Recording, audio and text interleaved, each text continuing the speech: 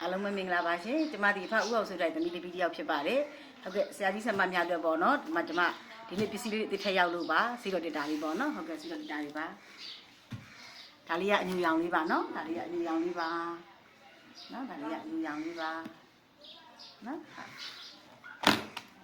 နော်ခလုတ်ကလေးနဲ့ဖွင့်ရတာပေါ့နော်ဟုတ်ကဲ့ဒီမှာထက်ကလေးတွေဒီမှာပစ္စည်းလေးထည့်နေထည့်လို့ရပါတယ်နော်စုံပါပဲနော်ဒါလေးပဲမှာ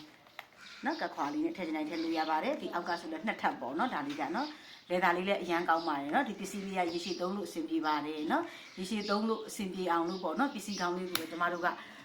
ပြပေးတာပေါ့နော်ဟုတ်ဆရာကြီးဆက်မများတခါသုံးပြီးဝယ်ပြီးသွားလိုက်ရှင်ဒါရေရှည်သုံးလို့ရတဲ့ပစ္စည်းမျိုးပါပေါ့နော်ဒါကြောင့်မလို့ဈေးလည်းအရင်တန်ပါတယ်ဈေးလည်းအများကြီးကျမတို့ကမတင်ထားပါဘူးပေါ့နော်ဒါလေးတွေကိုဟိုရောင်းချပြီးတယ်ဆိုတာကတော့အမှန်ကတော့ပေါ့နော်ဟိုဈေးရောင်းချင်တဲ့တက်တော့မဟုတ်ပါဘူးပေါ့နော်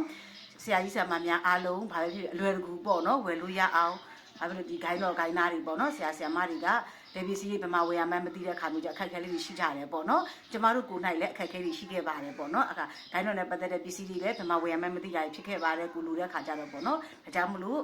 ဟိုဆရာကြီးဆရာမများအားလုံးအလွယ်တကူလေးပေါ့နော်ဝယ်ယူလို့ရအောင်ကျမတို့ကစီစဉ်ပေးတာပါရှင်ကျေးဇူးအများကြီးတင်ပါတယ်နော်